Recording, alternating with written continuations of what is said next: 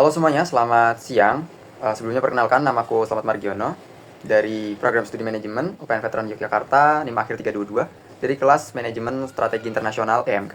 Nah, di kesempatan kali ini aku membahas sebuah topik yang menarik yang berkaitan tentang perubahan model bisnis dalam sebuah perusahaan. Nah, perusahaan yang aku ambil kali ini adalah sebuah perusahaan yang bergerak di bidang industri musik, yaitu Spotify. Nah, tapi sebelum kita masuk ke pembahasan, kita harus tahu terlebih dahulu kenapa aku milih Spotify. Terus kenapa dia berubah dan Spotify ini sebenarnya siapa sih? Nah, oke, mungkin dari yang pertama terlebih dahulu kenapa aku memilih perusahaan Spotify sebagai analisis aku di video kali ini. Karena menurut aku, Spotify ini merupakan contoh perusahaan yang cukup berani mengubah model bisnisnya dari yang awalnya hanya bergerak di platform musik aja, tapi dia berani beralih ke industri yang lebih gede, lebih besar, ke ekosistem audio yang lebih raksasa. Di dalamnya itu ada audiobook, ada musik, ada podcast juga. Nah, di video ini aku bakal jelasin gimana cara mereka itu mengubah model bisnisnya. Mungkin nggak terlalu kelihatan ya teman-teman, dari yang awalnya musik masih bergerak di bidang audio. Tapi di sini justru kita tahu bahwa sebuah perubahan itu bukan dilihat dari seberapa besar atau seberapa terlihatnya perusahaan itu mengubah modelnya, tapi seberapa berdampak perubahan tersebut kepada internal ataupun kepada tujuan perusahaan yang sebenarnya, yaitu mencari keuntungan. Nah, kita akan masuk ke pembahasan yang selanjutnya. Oke teman-teman, kita lanjutkan ke materi yang berikutnya tentang sejarah singkat dari Spotify terlebih dahulu. Sebelum teman-teman mengenal lebih jauh tentang Spotify, kenapa dia merubah strategi dan lain sebagainya, kita harus kenal dulu Spotify ini sebenarnya siapa, gitu. Nah, Spotify itu didirikan pada tahun 2006. Itu di Stockholm, di Swedia, didirikan oleh dua orang, yaitu Daniel Eka dan juga Martin Lorenzon. Nah, tapi dia ini baru diresmikan di tahun 2008, diluncurkan secara publiknya di tahun 2008. Gitu. Nah, Spotify ini lahir itu di tengah krisis industri musik, karena di momen itu banyak sekali orang-orang yang melakukan pembajakan digital. Gitu. Nah, banyak orang yang download musik dari aplikasi-aplikasi yang ilegal lah, lewat platform seperti Napster. Nah, tapi Daniel Eka itu punya insight yang cukup menarik. Dia melihat bahwa sebenarnya orang-orang tuh nggak malas buat bayar musik. Cuman nggak ada tempat yang mudah diakses dan cukup murah aja buat mereka merealisasikan keinginannya tersebut gitu.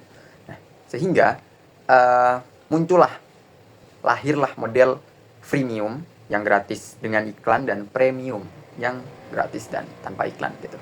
Kemudian di tahun 2011 Spotify ini masuk ke pasar Amerika. Dia kerjasama sama Facebook untuk melakukan integrasi sosial, dan di situ akhirnya boom, meledak gitu, penggunanya mulai meledak banyak. Dan menariknya lagi di tahun 2019 ya, Spotify ini mulai sadar kalau model bisnis yang lama di musik ini itu nggak memberikan keuntungan yang sebesar itu gitu loh. Marginnya nggak banyak karena biaya untuk royalti, bayar royalti musik itu gede teman-teman.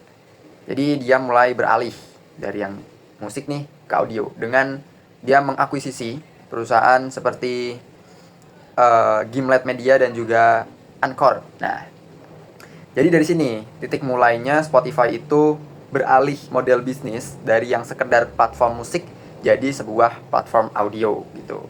Nah, pada tahun 2024, di pertengahan 2024, data itu menunjukkan mereka sudah disebar ke 180 negara dengan jumlah pengguna itu 678 juta di mana nih?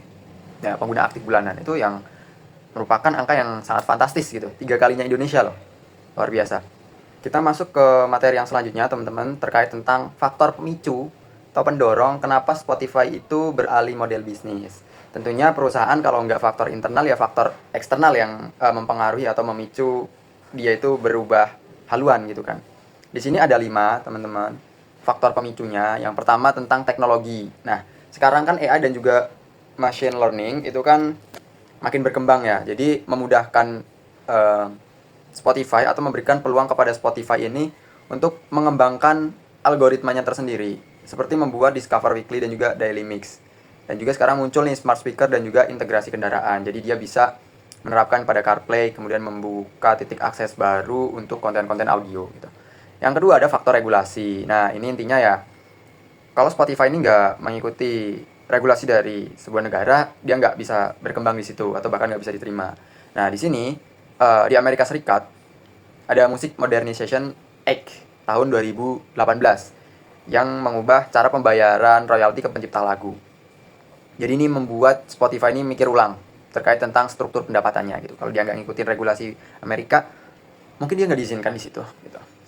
Terus yang ketiga, perubahan selera konsumen. Nah, ini ada studi juga.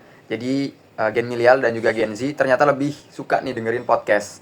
Bahkan di Amerika Serikat sekitar 42% orang Amerika yang di atas 12 tahun itu tiap bulan di tahun 2013 itu selalu mendengarkan podcast. Ini kan jadi sinyal yang kuat untuk Spotify ini beralih masuk ke arena yang baru, fresh gitu. Lanjut, faktor keempat. Faktor keempat itu adanya tekanan kompetisi. Nah, jadi banyak nih pesaing-pesaing yang masuk juga ke platform musik seperti Apple Music, Amazon Music, YouTube Music. Semuanya masuk ke pasar streaming musik gitu. Jadi merasa terancam si Spotify ini. Persaingannya sengit sehingga Spotify ini juga harus banting setir gimana caranya dia bisa nyari arena baru yang masih fresh dan dia bisa unggul di situ. Akhirnya mereka beralih ke podcast dan bahkan berani bayar kontrak siapa ini? Joe Rogan senilai 200 juta dolar Amerika Serikat. Nah, itu jadi salah satu strategi juga yang membedakan dia dengan kompetitor-kompetitor sebelumnya yang aku sebutkan dan menjadi salah satu keunggulan juga sih yang sulit ditiru sama kompetitor yang lainnya gitu. Oke, faktor yang kelima, faktor yang terakhir teman-teman. Kelima ini yang paling fundamental yang sering aku sebutkan berulang-ulang kali dari tadi, yaitu tekanan margin keuntungan. Nah, Spotify itu punya kewajiban dia bayar sekitar 52 sampai 55% pendapatannya itu ke royalti ke label rekaman gitu. Artinya kan semua keuntungan nggak masuk ke dia nih, 50% lebih loh, gitu kan. Jadi gross margin di segmen musik itu tipis lah. Apalagi perusahaan ya tujuan utamanya cari keuntungan sebanyak-banyaknya gitu. Makanya mereka bergerak ke konten yang punya struktur biaya lebih menguntungkan, yaitu podcast. Karena dia nggak perlu bayar royalti gitu. Jadi kalau kelimanya nih kita rangkum teman-teman, ada teknologi, kemudian ada selera konsumen, ada regulasi, ada tekanan kompetisi, terakhir ada tekanan margin keuntungan. Intinya Spotify itu berubah karena dia ingin tetap relevan, mengikuti perkembangan zaman dan juga profitable, ya kan? Perusahaan mana sih yang nggak mau untung? Kalau rugi ya kita beralih ke arena yang bisa menguntungkan bagi perusahaan, ngapain stay terus gitu kan? Lanjut.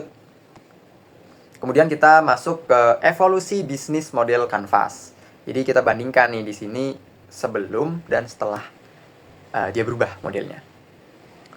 Di sini sih yang paling penting sih teman-teman karena kita bisa melihat nih perubahannya secara terstruktur menggunakan sebuah kerangka bisnis model Canvas gitu ya. Dari Osterwalder. Saya membandingkan nih model bisnis Spotify di tahun 2008 sampai 2016 dan juga 2017 ya sampai sekarang. Bentar, gelap sekali. Oke, nah yang pertama yang paling mencolok itu ada di value proposition-nya. Kalau dulu tuh Spotify menawarkan akses musik legal yang mudah murah gitu kan. Nah, kalau sekarang tuh mereka menawarkan diri sebagai platform audio all in one, semuanya ada di situ, musik, podcast, audiobook, semuanya ada teman-teman.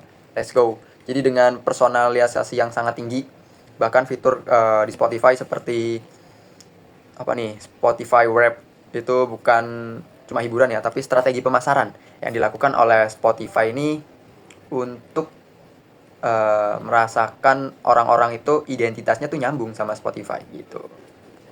Kemudian dari sisi key partner, dia kan dulu cuma label rekaman gede ya, rekaman besar. Sekarang ditambah nih ada content creator, podcaster, pengiklan, dan juga brand mitra gitu. Kemudian dari sisi revenue stream, ini juga berubah drastis.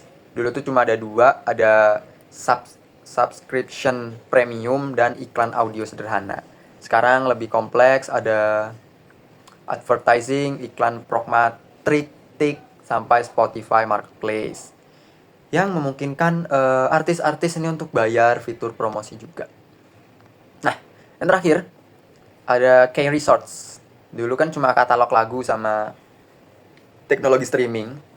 Sekarang mereka punya algoritma AI yang dilatih dari data ratusan pengguna juga gitu. Plus juga ada studio podcastnya sendiri.